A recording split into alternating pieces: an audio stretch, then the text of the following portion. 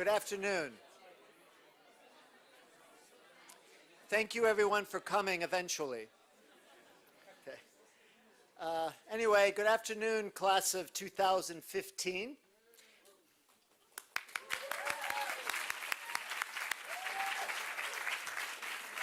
Welcome to Commencement. Most of you aren't really commencing anywhere except to DC. But that's okay. Either you're leaving here with a Bologna Center diploma or a master's degree of some sort. I was once asked to give the commencement keynote a few years after I arrived in Bologna, and I tried to impart sage advice to the group. It went over so well that I've never been asked to do it again. I won't abuse my position as director now and try for a comeback, as I've come to the conclusion that few want to hear life advice from an economist, especially an economist from Detroit. But hence I'll leave the advice imparting to our keynote speaker, who has come halfway around the world to do so. But I do want to say a few things, as this is the last time I'll be able to address you in Bologna. And I must say it's really kind of odd to see you all here without your computers checking your Facebook pages. So, okay. Anyway, I'll get to see you in DC, but you know it's going to be different. It'll be fun, but it still is going to be different. Okay. Anyway, this has been an exciting year. It was my first year as director.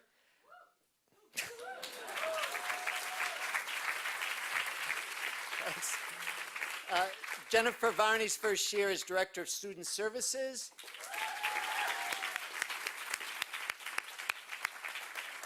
Daniela Coleman's first year as Director of Recruitment and Admissions. And Catherine Knowles' first year as Director of Public Affairs. Who says Filippo today is the only person who's creating jobs in this country? I'm sure that my colleagues would agree with me. This class is certainly a memorable one. We're closing Giulio's bar before the next commencement. Okay, that's going to happen. It's revealed itself to be a pleasant mix of continuing tradition and providing new innovations at SAIS Europe. The tradition in that you're an eclectic, diverse group of students from almost 40 countries with varied work experience and a great motivation to deepen your knowledge of international studies. You've also carried on the Halloween party, Austrian ball, and career and study travel traditions, as well as the Mr. and Mrs. and Ms. SAIS traditions, which thankfully I understand was less rowdy this year than it has been in the past, so thank you for that.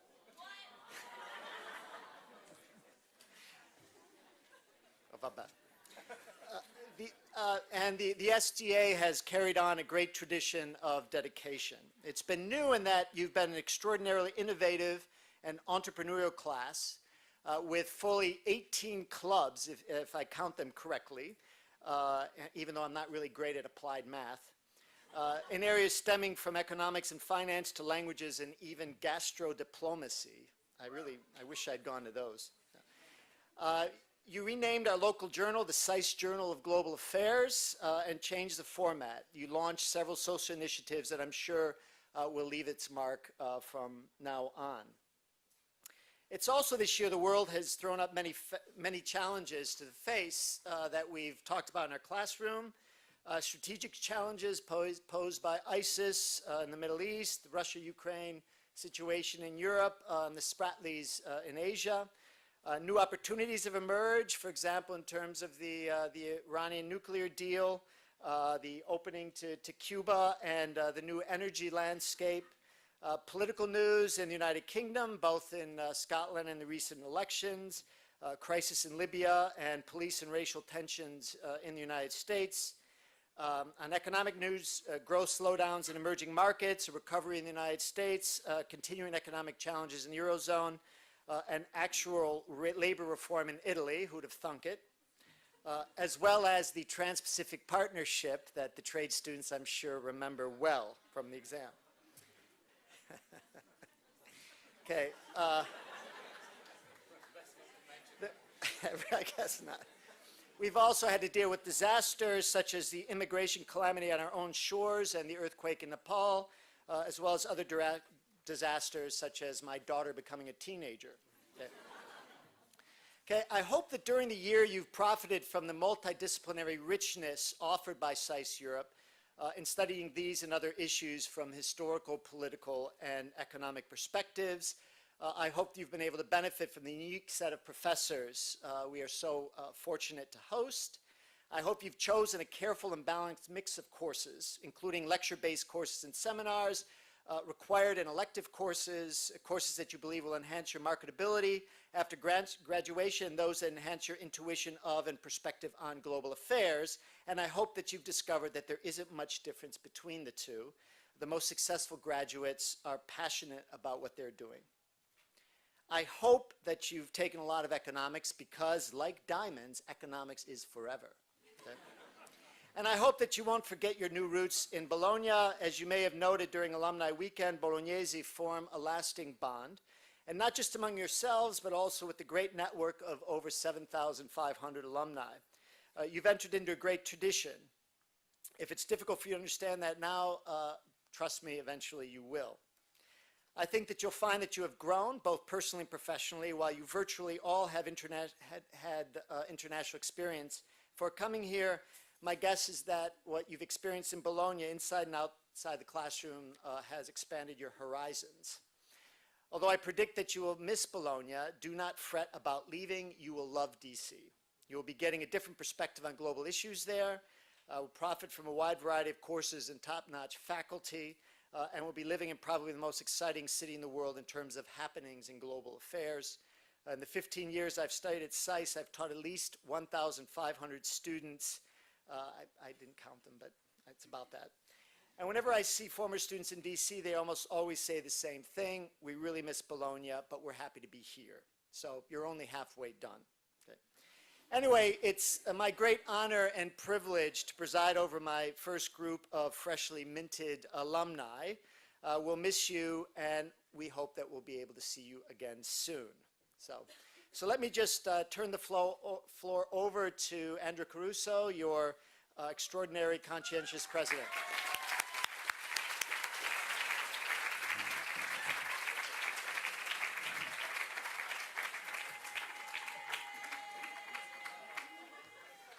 That would be the IDEV group being ready. All right. Thank you, everybody. Thank you and welcome. Thank you, Director Plummer. Good evening to our faculty and our staff. Good evening to our guests, and of course to my fellow colleagues. When Jennifer asked me to speak tonight, I'm sure there was a flash of panic that came across my face. Crafting a commencement message for a group like ours at SAIS is a really tall order. To give you a sense of the difficulty, allow me to describe our class by way of just some of the experiences that our colleagues bring to our community. The class of 2015 includes lawyers who have worked to improve legal institutions at their home countries, aid workers who have served impoverished communities in Haiti, a logistician who supported medical relief operations in Africa, and a professional translator learning her 7th language at SAIS for fun. It includes researchers who fought to end the ills of human trafficking and other human rights violations, journalists reporting for top media outlets around the world, analysts who work with The Hague and USAID to expose corruption and increase transparency for some of the world's most vulnerable communities. Our class, which represents only a quarter of the entire SAIS community, was lucky to welcome 7 Peace Corps volunteers here this year. And they were stationed in widely diverse and incredibly challenging regions around the world. We have several colleagues already selected for diplomatic service with their home governments, and many more to come in the year ahead, hopefully.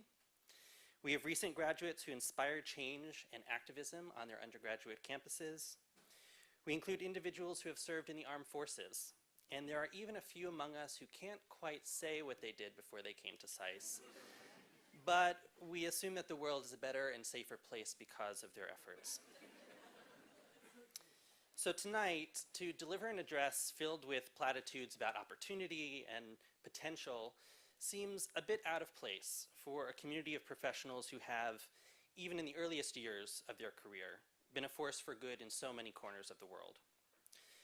Instead, I'd like to recognize and to celebrate the real, tangible impacts that each of you have already achieved across the countless countries from which our class is drawn. In fact, Our time here is likely best described as an opportunity to sharpen, to deepen, and to extend the impact that we have already begun to create within the world. So recognizing this momentum, perhaps the most relevant question to pose this evening is, what's next? And I'll return to this later, but having spent the last 9 months together, I am convinced that in the face of increasingly complex issues that face our generation, there are many thoughtful and compelling answers among us. Now, against the backdrop of a class as distinguished with accomplishment as ours and as determined and optimistic, I'd like to recognize 4 groups of individuals who have really made some incredible contributions to our year. First, I'd like to recognize our club and organization leaders. This year, SAIS Europe was home to, if you count some of the unofficial clubs as well, more than 20, ranging from sports teams and cultural associations to career clubs and academically themed discussion groups.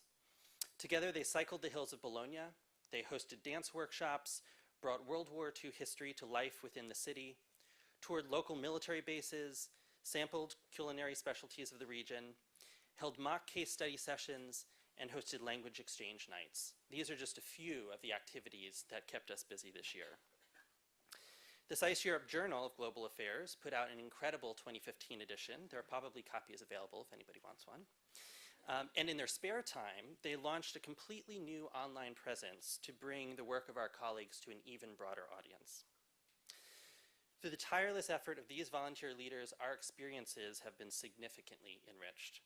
And I'd like to invite all of our club and organization leaders to stand and be recognized.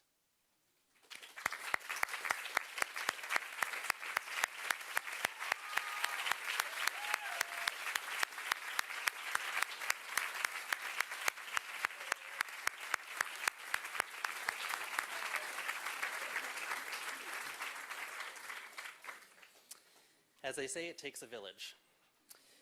The next 4 individuals that we'd like to recognize are in the early months of the year volunteered to help our committees and task forces. Eloise Walden Day, in concert with a group of her colleagues, partnered with school administration to advance SAIS programming in the areas of institutional equity and student safety. Nikhil Gupta helped to support our career services team through a number of transitions this year, ensuring we had the best possible competitive edge in the summer job market. He's actually on his way to Jakarta right now for one of those job opportunities. Danielle Nesmith took on academic affairs, meeting with all of our concentration coordinators to assess their needs, drafting recommendations, and helping to create the year-end survey, which closes Sunday if you haven't finished it, that will help inform next year's planning efforts. And Monica Goncalves, I have to tell you a story about Monica. When you take on a volunteer responsibility like this, and someone comes to you and says, I really want to help, but I really want to focus on fundraising. The first thing you have to do is not scare them away with how excited you are that somebody actually wants to volunteer to raise money. And she has been fantastic. So Monica has coordinated the procurement and distribution of over 700 pieces of SAIS merchandise this year, sourced them from 4 different vendors in 3 countries in as many languages. So she has been phenomenal. This team of 4 people has been a natural extension of the SGA, and their contributions have been completely invaluable. So please join me in thanking them as well. If they're here, please stand up.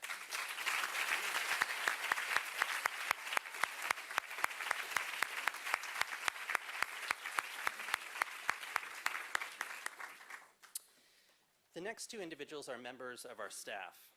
Dr. Jennifer Varney has been a remarkable partner this year as we together climbed the steep learning curve of one's first year at SAIS. For Jennifer, there is no task too daunting if it means improving the student experience in even the subtlest way. She was simultaneously an expert administrator, advisor, and advocate, and those are 3 hats that are very difficult to wear at the same time. Jennifer, we can never thank you for your unending contributions to this year. Thank you.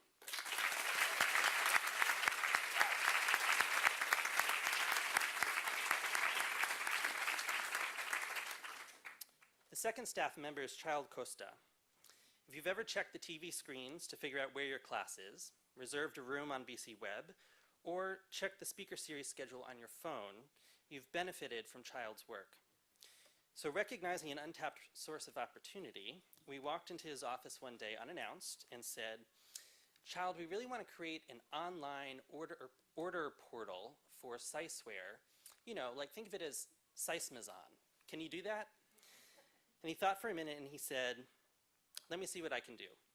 And within 2 weeks, we had a beta version available for our testing. The most important thing about Child is that no matter what challenge we threw at him this year, we never once heard him say we can't or we shouldn't. His first response was always, "Let's see what we can do," and sure enough, he delivered. So Child, your approach created an incredible culture of innovation and collaboration. So thank you for that partnership this year.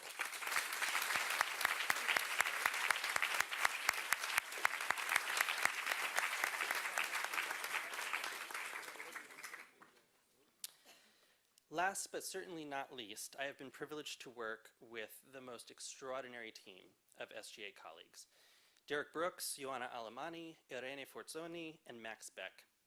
But before I ask them to stand, I want to share just a brief recap of what SGA has done this year to give you some context for how hard these 4 people have worked. The SGA challenge is a daunting one, creating lasting impact for both the school and our colleagues, with only 6 months and a shoestring budget that is completely student funded. These guys did not blink an eye. In a mere 20 weeks, when you subtract out holidays and breaks, the team completely rebuilt the financial infrastructure for student governance at SAIS Europe and increased its operating budget by an additional 50%.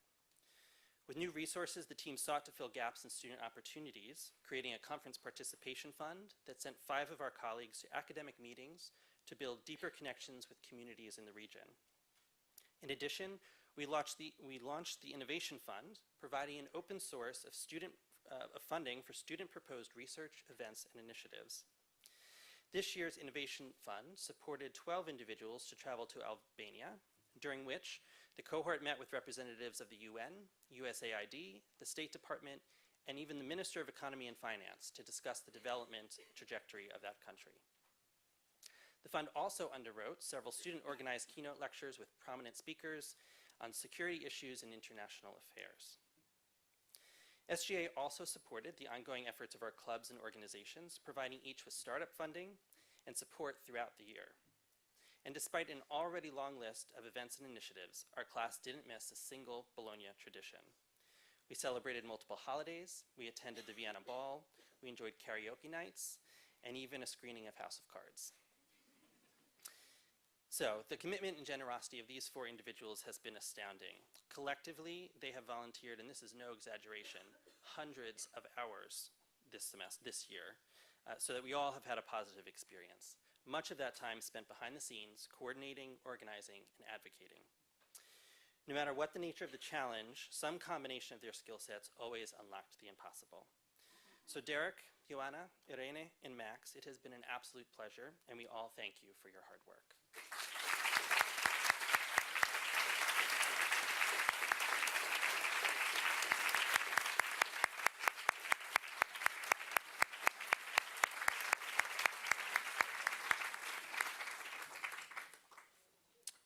I'll close by talking briefly about the future, not ours, but the school's.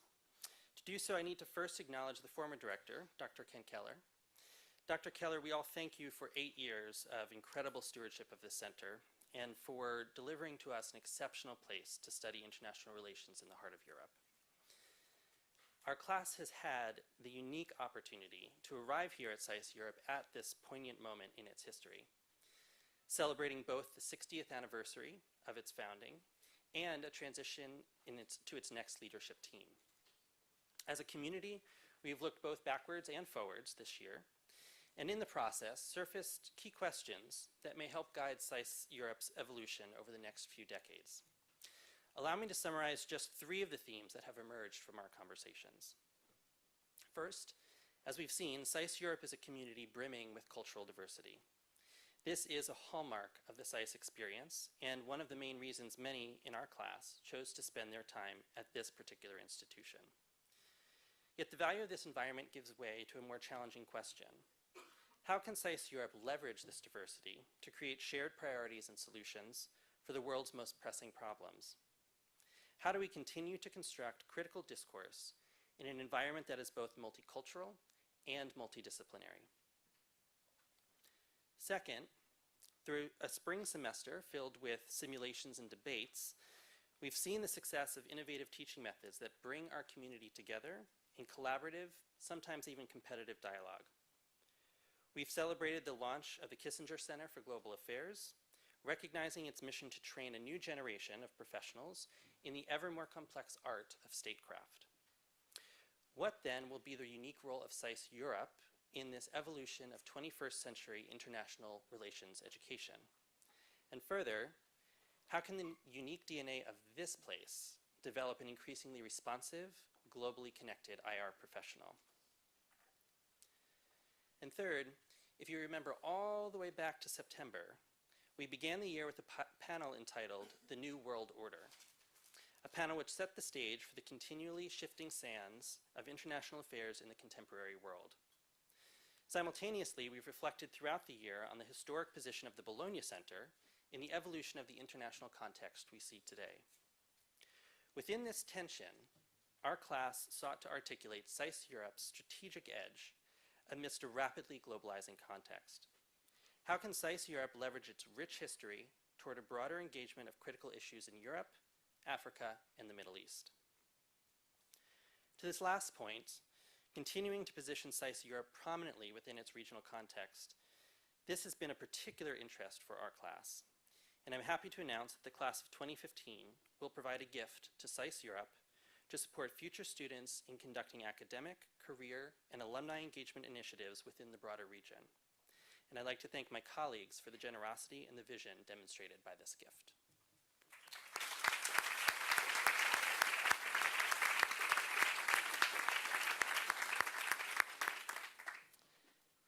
Now, as would typically happen in a commencement address, we would turn to each other at this point and remind ourselves that this is not the end, this is a beginning, et cetera, et cetera, et cetera. Once again, I'm foiled by SAIS, because this is actually true. For most of us, we get to do this all over again next year in DC. But actually, one of the best parts of SAIS happens between this evening and the time we gather again in Washington. We already know that our community is comprised of exceptional professionals driving change in communities around the globe. What's hard to conceive is the scope of this impact. I'll give you just one example. Earlier this week, the International Development Cohort met for a summer send-off brunch. As many of you know, brunch is a very DC thing to do, so we're practicing. And we realized that of the 13 of us sitting around the table, we will disperse to 11 different countries on 5 continents to pursue development work in some of the farthest flung corners of the globe. But what's more, for most of us, we will be traveling to countries and regions in which we have never lived, studied, or worked before, consistently enhancing SAIS's growing footprint around the world.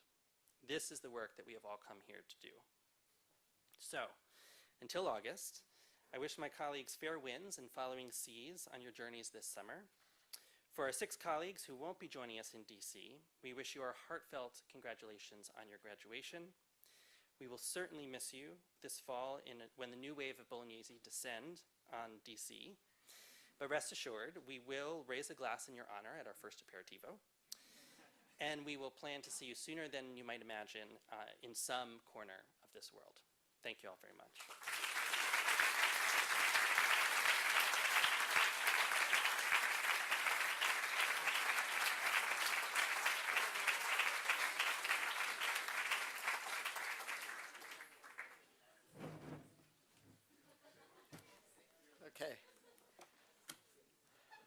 Okay, thank you very much, Andrew.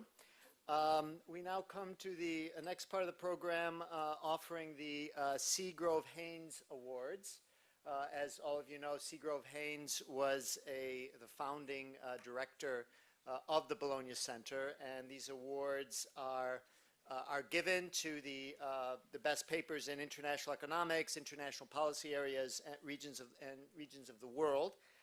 As well as MAIA thesis. And first to offer the award in international economics is Filippo Taddei, who is Assistant Professor of International Economics by day and Cape Crusader of Policy Change at night. Filippo.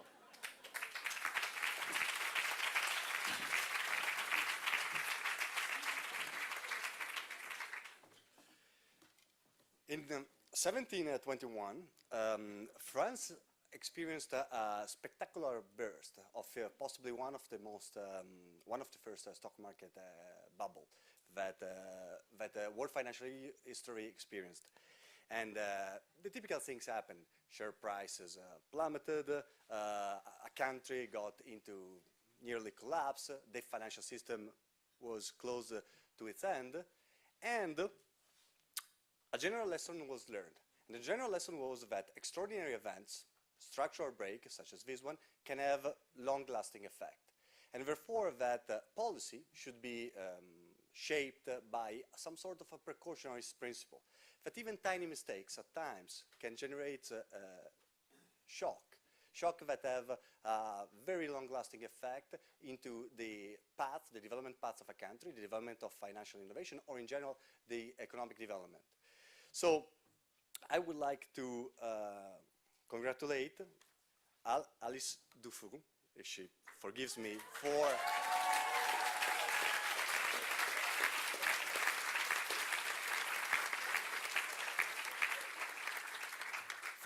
her paper about the French Mississippi bubble and credit expansion and how this time was different, possibly. Do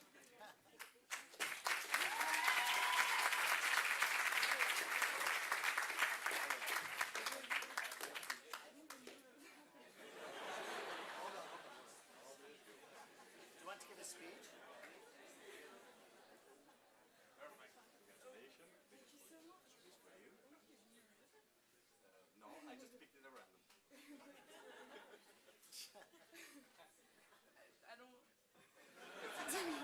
To be honest, I didn't even know that was happening. I'm very happy. Thank you.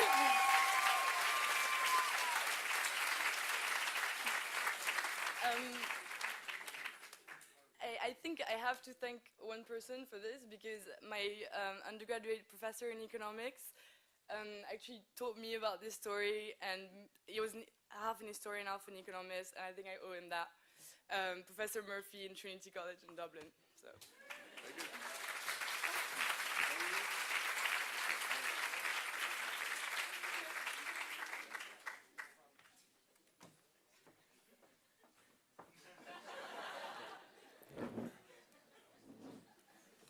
Next, for the International Policy Area Awards, Marco Cesa will present.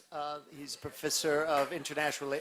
I've never done one of these things before. I don't know at the Academy Awards how they do this, but.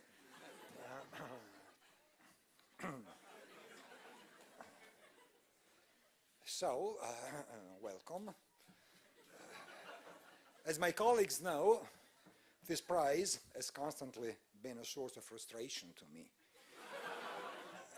We all have our biases, right? And you know by now what I like. I like nuclear bombs,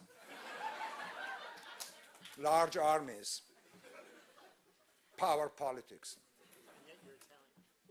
neorealism, big theory, that sort of thing. And yet, for years and years, I have been asked to evaluate papers like, quoting, the politics of new labor and humanitarian aid reform, cosmopolitan ethics and the conflict in Syria, identity and hate, global migration and its challenges. And take that, it's a true title, I'm not kidding. In the second half of the 20th century, European thinkers have rediscovered the virtues of pluralism and intellectual humility that came from Gilbert. Now, asking me to evaluate the virtues of pluralism and intellectual humility was like asking Count Dracula to preside over a blood bank without touching a single drop of blood. Now, not really appropriate, I suspect. It was my nemesis. But this time, I saw a light at the end of the tunnel. Something finally dealing with big theory and strategic issues. As you may have heard, in recent years, the apparent failure of traditional theories of IR, especially realism, to explain some major trends in East Asia has often been invoked. The paper I have selected evaluates the power of neorealism to explain regional reactions to China's rise. And by analyzing Japanese and South Korean foreign policies toward China and each other, the author argues that, I'm quoting, neorealism remains a useful guide to the international relations of East Asia and should not be discarded based on some perceived empirical anomalies, unquote. He also adds that neorealism should be complemented by additional approaches, but I doubt it, and that's beside the point. Okay? The paper is very strong, both in its organization and content, addresses a slippery subject in a very logical fashion, comes to solid conclusions in theoretical and analytical terms. The title of the paper is Balancing Beijing, Evaluating Neorealist Theory in Northeast Asia. It was a term paper for the class on East Asian security taught by Professor Moll, and the winner is Dario Sidhu.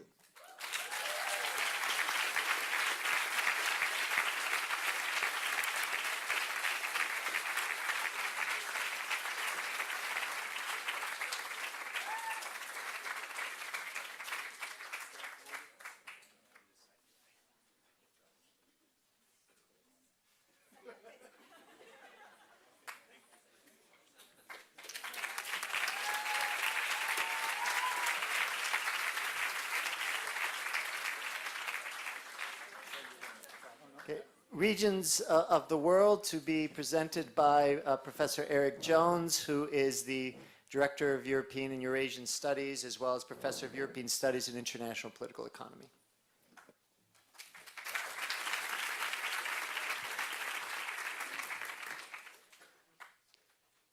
So I'm just glad I didn't have to follow this student speaker, but following Professor Chiesa is almost as challenging. I mean, what we try to do in this whole regions of the world thing is figure out what's really happening in real places. And in doing that, we end up reading a lot of stuff about real places that we don't know anything about. And when you're grading lots of papers at this time of year, getting a stack of essays like this from your colleagues, it's like, oh, wow. But the papers are really awesome. And there's one overriding theme. The overriding theme is something that actually is very well captured by international relations theory in terms of the second image, right? So the domestic determinants of foreign policy. And its reverse, the foreign determinants of domestic politics. So as I was reading papers about flat taxes and investment in infrastructure and looking across different parts of the world, trying to figure out how all of these things connected, this second image in its reverse became the overwhelming dynamic, and I began to get curious just how far globalization could have an impact on the way domestic politics actually works. How much can the world change a specific country or its characteristic feature? Well, there are obviously ideas that globalization makes available, so we can look at tax schedules. There are obviously trade patterns that globalization introduces, and so we could look at industrial structures, and all of these were present in the papers. But at the end of the day, ideas do change, and technology does change. So I looked for something that was going to be much more surprising, much more permanent, and I found it in the paper that wins the prize this year. It's a paper that says, what if we were to take a characteristic feature of a characteristic group of a particular country and ask ourselves, why does it change? How is it that the international interaction that is created in a globalized world economy could transform something so fundamental? How could we deprive the mafia of honor by creating economic opportunities in other parts of the world? And the answer is, well, quite easily, because as Professor Plummer will tell you, economics is like diamonds. And like diamonds, the effects of economics, the effects of globalization are in many ways permanent. And that's what the paper we honor today explores: the effects of globalization, the Sicilian Cosa Nostra, and the breakdown of omertà in Italy. And the author is Carsten Schmiedel.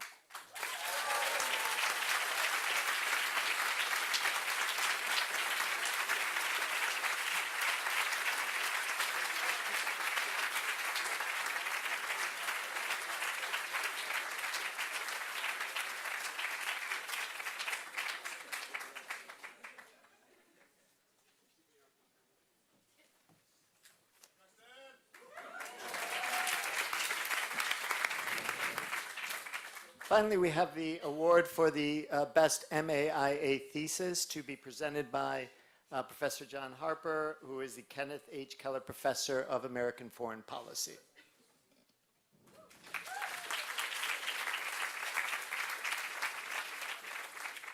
Thank you. It's nice to see everyone.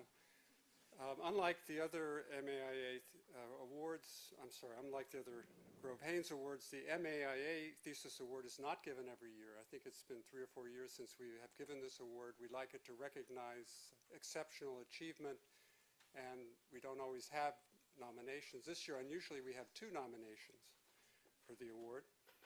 And one of them, however, showed a very strong combination of original data collection and analysis that set it apart.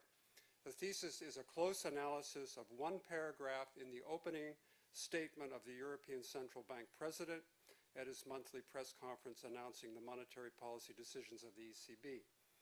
This is when the President of the ECB gives instructions about policy to the member states, about priorities for action to the member states. The thesis that receives the prize uses these instructions as a means of mapping ECB policy preferences outside the monetary arena during the course of the recent financial and economic crisis. The guidance is important because it shows the limits of monetary policy in stabilizing European economic performance. The areas the ECB highlights in these statements for the member states are precisely those areas where the ECB itself cannot act. Second, the evolution of themes in the structural reform paragraph analyzed by the thesis shows how the ECB has tried to shape the wider European policy debate. The result is an innovative description of the increasingly political role that the ECB has gradually learned to take, has learned to play. The thesis not only answers an interesting question about ECB policy priorities, but it opens up a new area for research into the role of interinstitutional communications within Europe. The name of the thesis, I know you've been waiting, is, by the way, there's real money in this envelope for the winner, is Breaking with the Brussels-Frankfurt Consensus Toward a New Kind of Central Bank Independence, and the author is Leon Allers.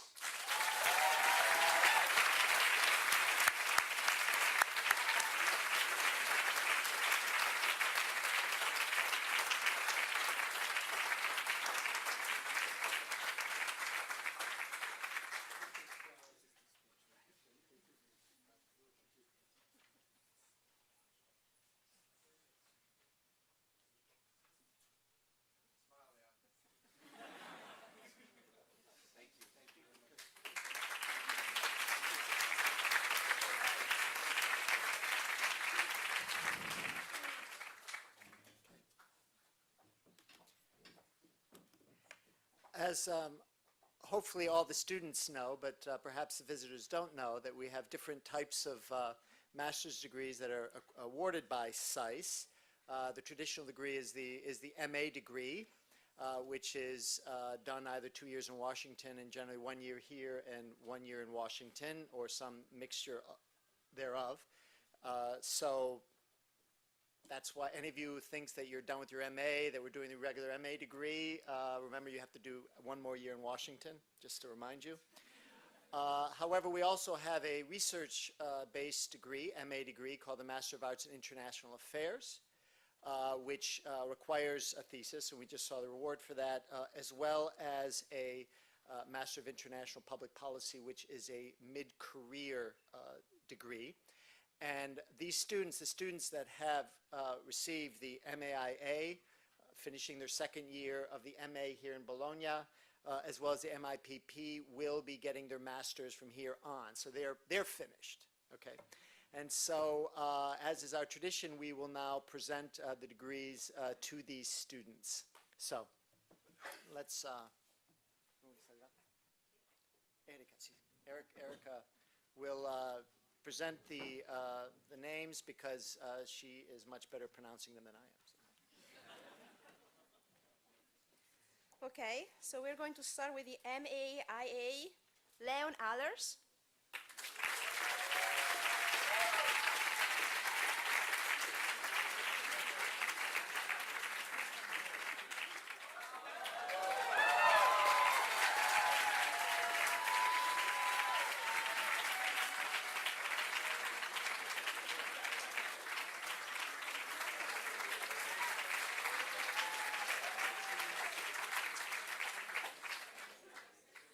Next, Sophie Jade.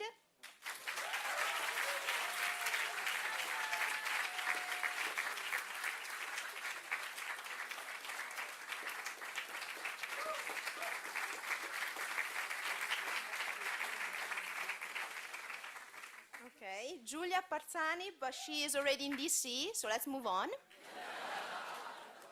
MA, Amanda Roach.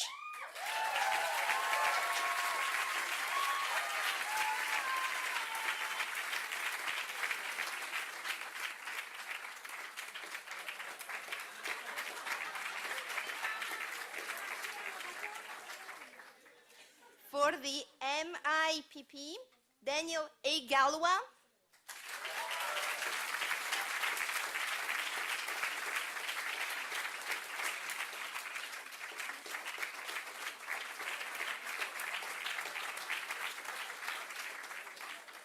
And finally, Mark Lucassen.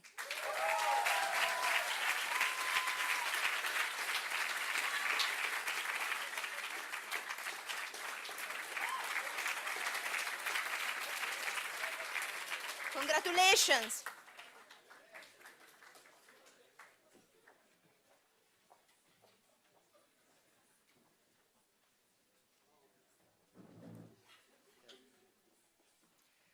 Next, we will be granting the Johns Hopkins Alumni Association Excellence in Teaching Award. You all voted, hopefully, for the best adjunct professor at SAIS Europe, and we did the tallies. And Professor Mark Gilbert, who is the academic and faculty liaison, as well as a professor of international history, will be presenting the award.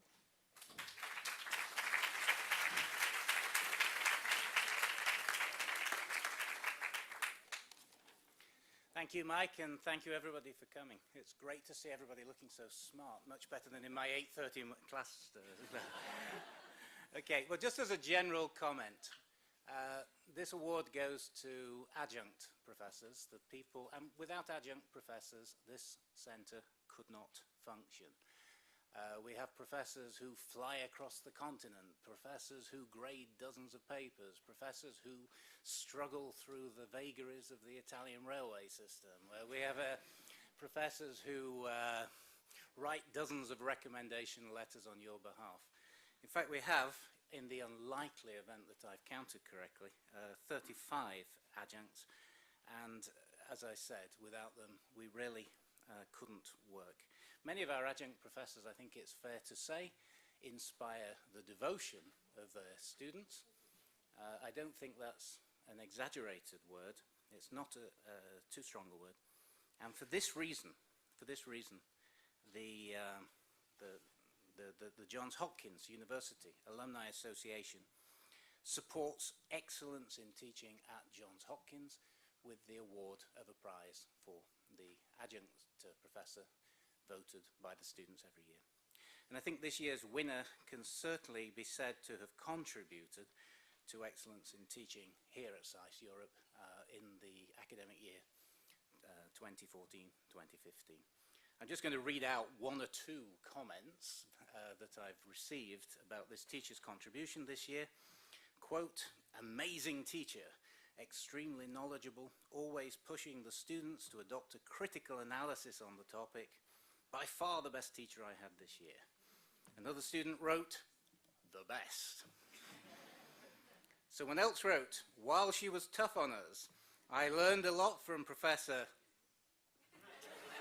And I think that made all the work worthwhile and many other things. Professor X was a great and knowledgeable professor who communicated the information very well and was a fair grader, always an important contributor to these things. In any event, the winner is Professor Sanam Bhatia.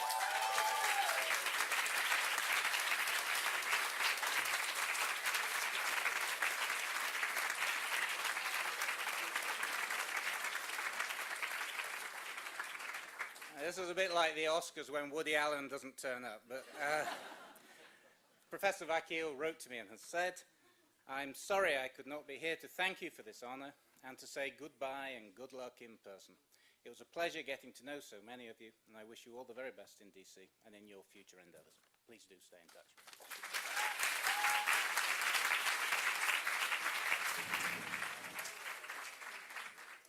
Thanks very much, Mark. Mark is absolutely right in terms of our reliance on the excellent teaching of our adjunct professors, because we have a relatively small resident faculty. But I'm pleased to say that after a long international search, one of our adjunct professors of several years has actually now received an offer to be a regular resident faculty member. Raffaele Del Sarto.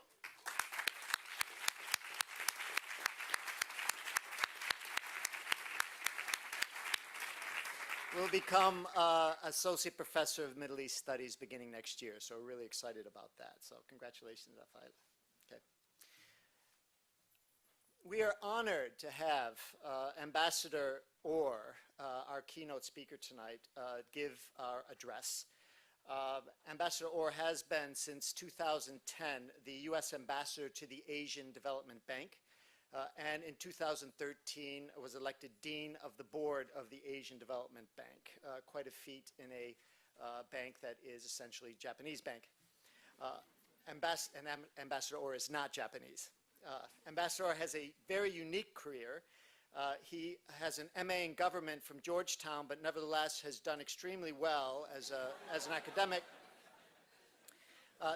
And then in the private sector, and finally as a diplomat. Hence, he has experience at the highest level in areas where most of you will end up in the marketplace, and I can't think of a better keynote speaker. Ambassador Orr is from Florida, where he grew up both as a native English and German speaker.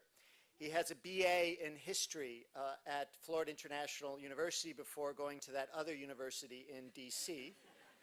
His career began in 1976 when he served for a number of years on Capitol Hill in various capacities. He then went on to do a PhD at Tokyo University in political science. So he's very fluent in Japanese. Tokyo University is the best university in Japan, wrote his dissertation in Japanese. So he's fluent in Japanese and German, which is quite unique. After his PhD, Ambassador Orr accepted a position as Assistant Professor of Political Science at Temple University in Tokyo. He was there between 1985 and 1993, but took 2 years leave to run the Kyoto Center for Japanese Studies and the Stanford Center for Technology Innovation at the Stanford Japan Center in Kyoto. Ambassador Orr is the world's expert on Japanese ODA, and his book, The Emergence of Japan's Foreign Aid Power, published by Columbia University Press, has won the very prestigious Ohira Prize. So much for academics. Ambassador Orr has also had extremely impressive experiences in the private sector, including having been Vice President and Director of European Affairs for Motorola, based in Brussels, and the President of Boeing Japan from 2002 to 2007. From 2007 to 2010, he was Chairman of the Board of the Panasonic Foundation, as well as being on the boards of various universities and research institutes. I've known Ambassador Orr since the late 1980s, when he was pretty much a pure academic. I can't think of any academic with tenure at Temple University or anywhere that's gone on to do such amazing things in the public sector and now in the private sector, now in diplomacy. But perhaps it's not so surprising. Ambassador Orr has always seized opportunities with great passion and ability, and shows us all that, we won't just change jobs over our careers, but we could also change our careers. And the fact that he was able to do this with an MA from Georgetown is nothing short of remarkable. I mentioned to Ambassador Orr that our last outside speaker was Matteo Renzi. He was then mayor of Florence, but is now Prime Minister of Italy. Earlier that year, Piercarlo Padoan gave a talk at SAIS Europe, and then he became Minister of Finance. I wonder what's going to happen to Ambassador Orr with next year being an election. So anyway, skip.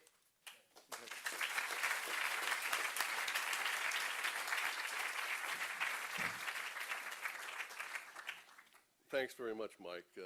Mike and I closed a couple bars down in Hawaii not that long ago when we were at the when we were both fellows at the East-West Center in Hawaii. So it's always great to get back together. So see if we can. He's teaching me about Bologna, so I'll leave it at that. I'm really deeply honored to be standing before you today. Even though SAIS is that other school across town from Georgetown. I thought that I might be able to share some thoughts with you about my experiences in the study and application of international relations, and I'm going to do my level best not to exceed the effects of no-dose for you, so you don't fall asleep in your chair. I have to say, when I listened to Andrew talk about the backgrounds and everyone in this room, I thought I was almost wasting my time standing up here because, frankly, these guys are a lot more impressive than I am, Mike. Got to get some of these guys up here. I think I share a lot in common with you.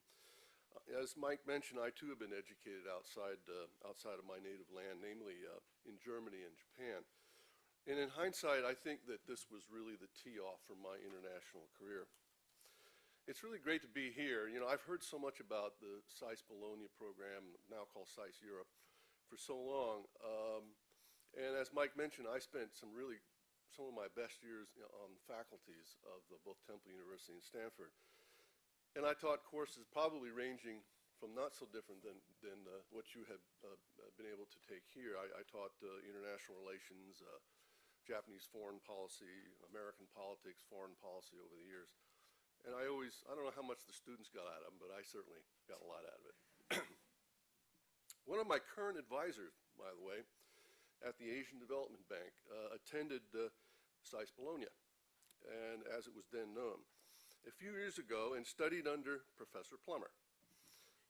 Holiday Hart has shared some stories of her time here. So I know that you are finishing a grueling year, and you must be eager to leave Italy behind. And she told me to smile when I said that, so I think there was something more behind it than that. There is one guarantee about living in a different culture, and I think you'll agree with me on this. There's really never a dull moment. I certainly have learned a lot, and plus my friends and I have had some great experience. One of my favorite stories is when I was, I spent as a student so many years, and I had a friend of mine who went over actually before I did in the early 1970s. And he thought that he wanted to send something really uniquely American to this host family. He was going to go stay in Osaka, Japan. So he thought, what's unique? This is like 1972. So he thought, I'm going to send him a Frisbee. So he sends this Frisbee over to him. And he arrives at the airport, and they bring him back to their home. And they serve him a beer and some cheese. And he was really stunned because the host mother comes out from the refrigerator with the cheese on the Frisbee. So this is sort of an unexpected cheese plate that I guess they thought they were getting. But it's from experiences such as these that the full weight of cross-cultural understanding becomes a lot clearer. You may or may not have picked up as much Italian as you wanted to this year in Bologna, but your experiences of living and studying with 42 different nationalities and focusing on international affairs will serve you well in a world that increasingly assumes and requires high cross-cultural sensitivity, especially in the fields where I expect many of you will end up. As you leave Bologna and head off on your likely fascinating array of summer experiences and then head back to Washington for your final year, at least most of you, I would like to impart a couple of other observations and words of advice, if you will permit me. One, don't allow a small thing like lack of experience in a given field to intimidate you. I have to say that, I was teaching at Stanford Center, ran the Stanford Center, and I had a friend of mine, and he said, why don't you, I'm going to go become the Assistant United States Trade Representative. Why don't you come to Motorola? And so I wanted to go to Motorola. Let me tell you, I didn't know which end of a cell phone to put to my ear. I was clueless. But what the value added, and this is what I think you have to identify, was I knew Japan. And we were about to go into, Motorola was about to go into some very, very serious negotiations on market access in Japan. So they wanted someone who knew the Japanese government. They could teach me the technology. And I'm not sure if I learned it, but they made their best effort. But my point being that don't be intimidated by something if it's simply a matter where you don't think you have the experience. You'll have some value added that you'll discover. And remember that you may not get your dream position when you step out of your education. I've talked to some folks that think, I'm going to be a senior policy maker, day one after I graduate. Well, good luck. And it probably is not even a good thing for you. I think that, remember, everything you do is an experience. Everything adds up. And I started off myself, not with my graduate degree, because I did my MA at night at Georgetown when I was on the Hill. But I started off as a doorman in the House of Representatives. And can I have some of that water too, Mike? Thanks. I started off as a doorman. Thanks. And what that meant in the House of Representatives is you had to deliver messages to all the members of the House. I got to know 435 members of the House of Representatives. You don't think that served me over the years? It wouldn't today. But, at any rate. But, one of the interesting experiences I had was, the year is 1976 when I did this. And this is the bicentennial year. And Queen Elizabeth came to the United States. And just by chance, I was selected as her escort for the day in July of 1976. Now, they were really nervous, not just because it was me, although that was sufficient reason in itself, but it was because they'd had an incident in 1957 in which the doorkeeper of the house, the doorkeeper is the boss. By the way, doormen don't exist anymore in the Capitol, but they did. And the doorkeeper was a guy named Fishbait Miller from Mississippi. And Fishbait was for a long time the doorkeeper of the house. And in 1957, Her Majesty arrived at the steps of the Capitol of the United States. Fishbait went bounding down the stairs, put his hand on her shoulder, and said, "Welcome to the house, Queenie." This was deemed not a good move, as we almost embarked on the Third Anglo-American War right then and there. So they were very, very nervous about how the doormen would handle this. So we were taught very, very specifically how not to address the Queen, which was you never address Her Majesty. So, but my point being, sometimes you'll start something, you'll get into something, it may seem like it's an inconsequential or not even important when you're doing it, but years later, I got to tell you, one of the most valuable experiences I ever had was working as a doorman, because unlike a lot of Capitol Hill staffers, I really know how the House of Representatives works on the House floor because of that experience. Now, I'm a lifelong student of American presidential history. And Harry Truman was a U.S. Senator before he became Vice President and then President. When he was first elected to the Senate, he was worried about whether or not he had sufficient experience. Does that sound familiar? To be there. So one of his Senate colleagues took him aside and said, "Harry, for the first 6 months, you're going to wonder how the hell you got here. For the next 6 months after that, you're going to wonder how the hell the rest of us got here." So don't be intimidated. Remember, the great Latin American liberator Simón Bolívar once said, "Judgment comes from experience, and experience usually comes from bad judgment."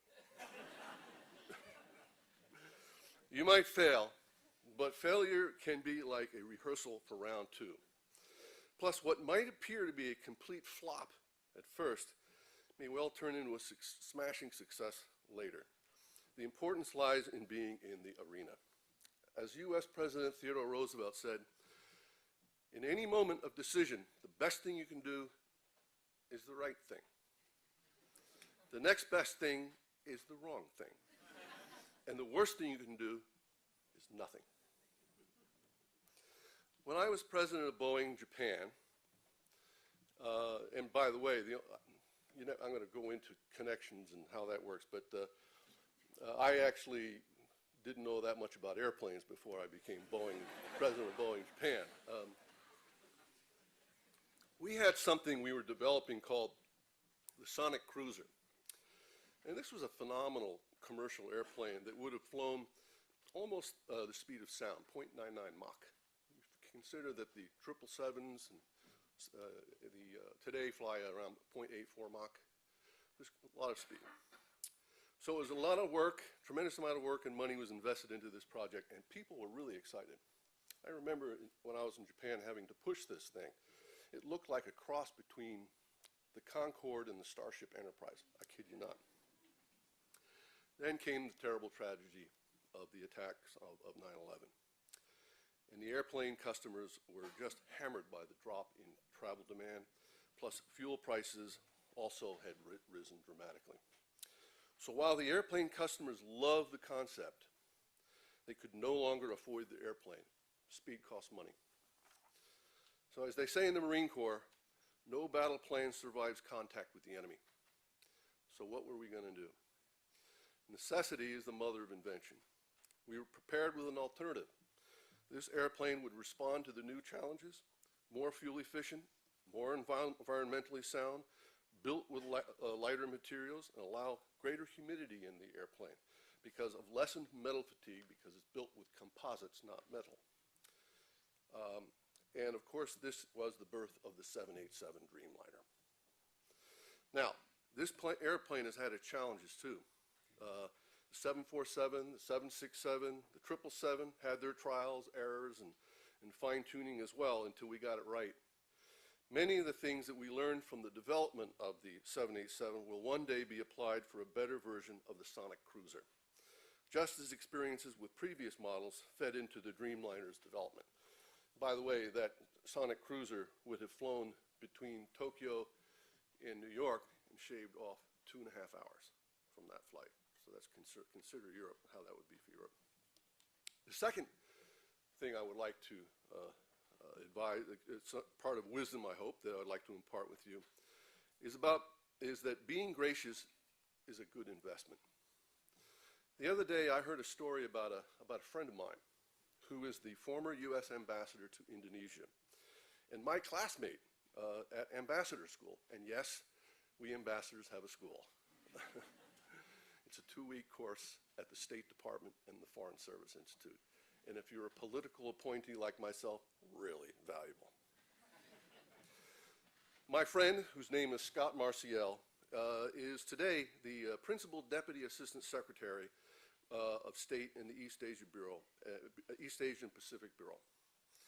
Now, when Scott arrived on post in Jakarta, one of the first things he did at the embassy was to bring in all of the security guards in small little groups, 2 or 3 at a time. And what he did is tell them how important they were, how vital they were to the United States Embassy, that they were the first face of the United States when people came through the embassy.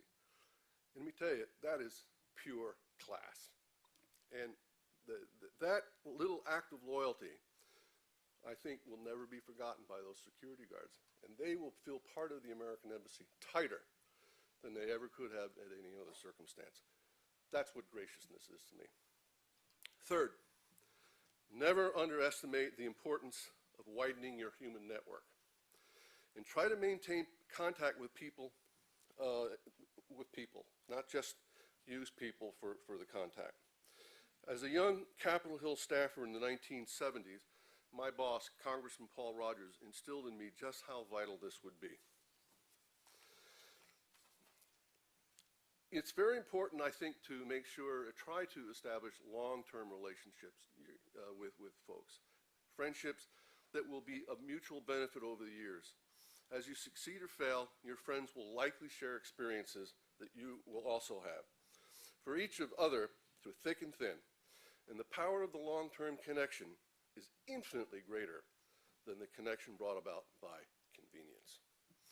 Some folks collect coins, some stamps. Because of my long ago experience on Capitol Hill, I took to collecting politicians. Whether I was in academia or business, I was always interested in breaking bread with local politicians on the grounds that they should know more about what was happening in their community than anyone else. When I became president of Boeing Japan, I had on occasion, many occasions, but my first occasion was to travel back to corporate headquarters in Chicago. I asked the Boeing staff there to set up a breakfast with 3 or 4 local Pauls in that small group. And one of these guys that they brought together, I think there were 4 of them, one of them was particularly interesting to me. Who would know 6 years later that Barack Obama would have been elected President of the United States? I certainly didn't know. But we hit it off, and we kept in contact over the years. And it was he who asked me to go to Manila as the United States ambassador, and I was nominated by the president.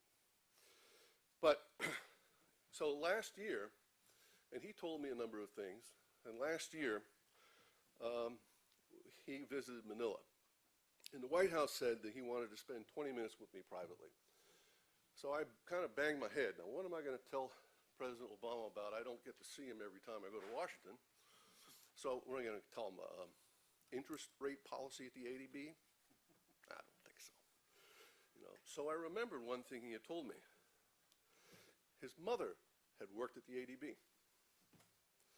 So what I did was I had the ADB collect all the reports that his mother ever wrote for the Asian Development Bank. And you can see his reaction when he heard that. You know, I had those reports collected, and we had the book bound and engraved, collected works that Dr. Ann Dunham had written. And so I said to the president, these are the collected works of your mother. And he was very, very moved, as you can imagine. And he had actually, the days before, said that he had been asked at a town hall meeting in Malaysia if he had any regrets, and he had said he had got choked up, and he said he'd regret not spending enough time with his mother. So this book actually meant a lot to him. Over the years, I have been fortunate to have mentors across my times in academia, business, and government. Some names you may know, such as former Ambassador Tom Pickering is a mentor of mine, former U.S. Vice President Walter Mondale. I'm a protege of his, a good professor here, of course, is a good friend of his. And then, in turn, as I got older, which seems to continue at great speed these days, I became a mentor to some who seek my advice, recommendations, or guidance. It is critical that the baton is passed. Each of you will no doubt be on such a relay team the older you get. As it relates to networking, your experience at SAIS will serve you very well. Your classmates here will remain friends, colleagues, counterparts, resources, and as you move on to careers in government, in international institutions, in business or academia, you will no doubt come in contact with them. As I mentioned before, at the Asian Development Bank, my advisor attended SAIS Europe. Her counterpart from Austria was even in the same class. Holliday will return to the U.S. Department of Treasury when her tour is over, and he, this Austrian guy, will go next to the World Bank as a young professional. A close friend of mine, by the way, who went through this program many years ago, is a professor at the University of Vermont. So all of the people that I know who have been through this program have gone on to big things. In March, part of the problem, of course, you don't know what the world's going to look like from now. Everything, I wouldn't have known what the world would look like in my time. In March, I was in Iwo Jima. I don't know if many of you are familiar with Iwo Jima. It was the site of a horrific battle. It was the 70th anniversary of that horrific battle.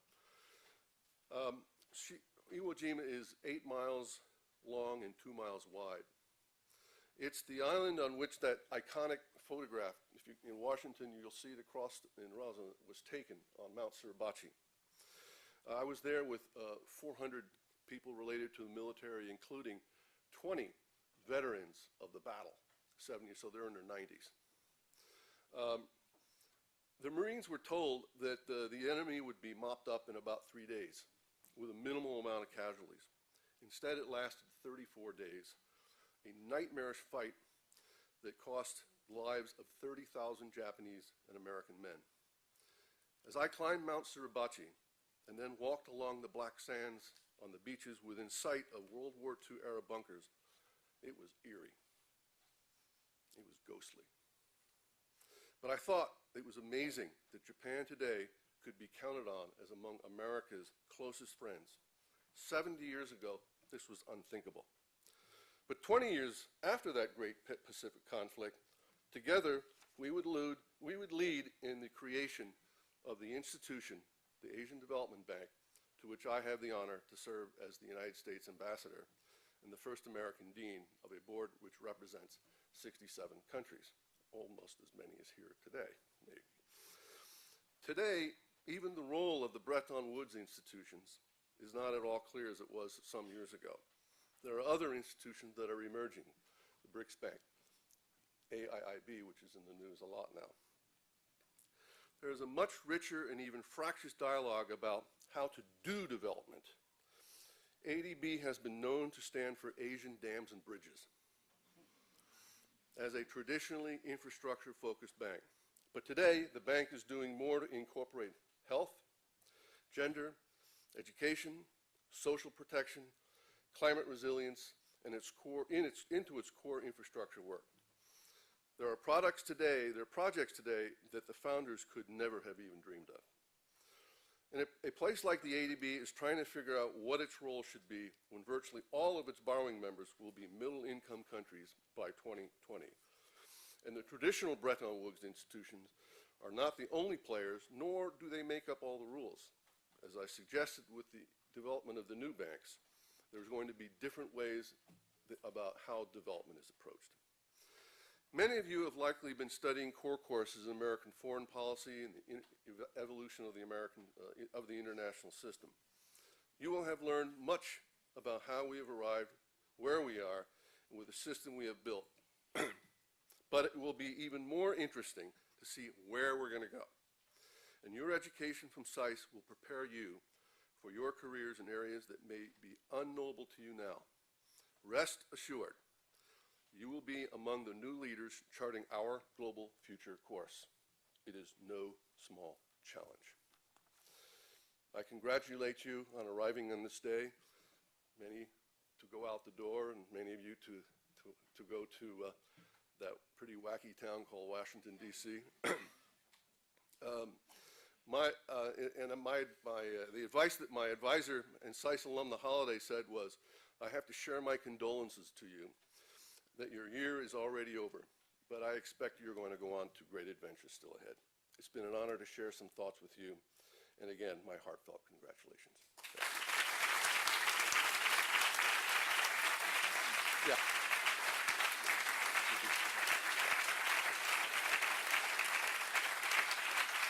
Thank you.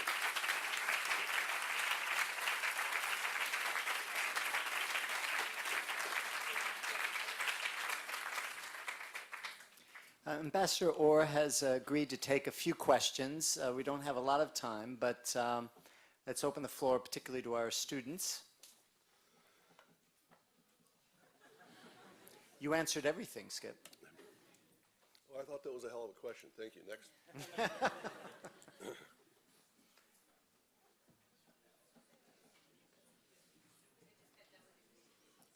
Yeah, they just got done with exams. It's got to be it. So.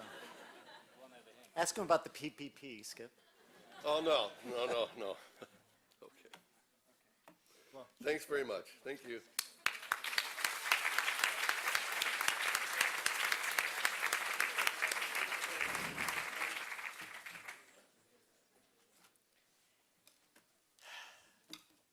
Okay, I guess this is it. It's been wonderful to have you this year, and on behalf of the faculty and the staff, we wish you all a very wonderful summer and a great year next year, and I'm sure it's going to be a great year. I think it's actually appropriate that it should be raining today because it's like teardrops.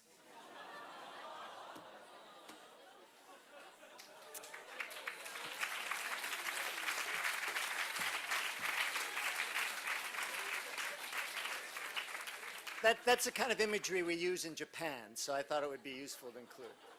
Anyway, so on a happier note, outside we have our reception that will be held on the Robert Abernathy Terrace.